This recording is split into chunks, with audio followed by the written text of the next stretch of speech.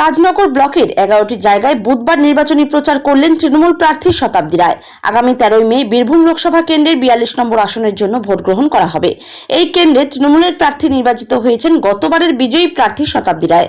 অন্যান্য জায়গার পাশাপাশি রাজনগর ব্লকেও তিনি প্রচার করলেন।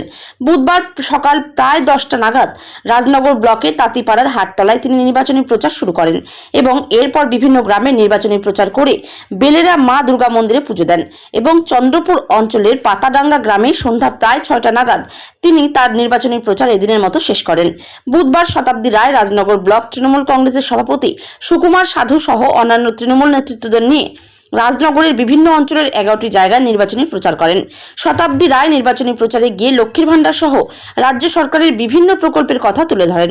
পাশাপাশি আগামী 13 মে 4 নম্বর বোতাম টিপে জোড়া ফুলে ভোট দিয়ে মমতা ব্যানার্জির হাতকে শক্ত করার আবেদন জানান তিনি। ব্যুরো রিপোর্ট, দিনরাত স্টার নিউজ।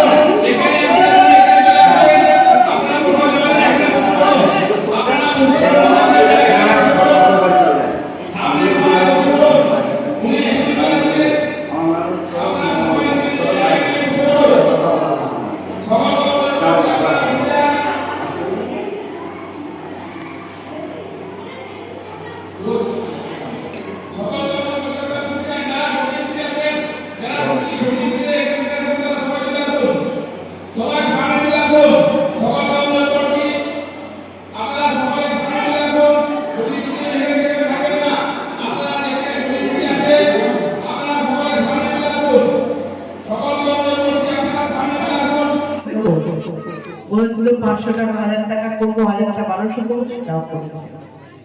এইবারে এপ্রিল মাসে আপনার টাকা পেয়ে গেছে, লক্ষ্মীর ভান্ডারের পেয়েছে বাড়ানোর পর এই মাসেও আজকে 1 তারিখ হয়ে গেছে, আমরা 2 তারিখে পেয়ে যাবে।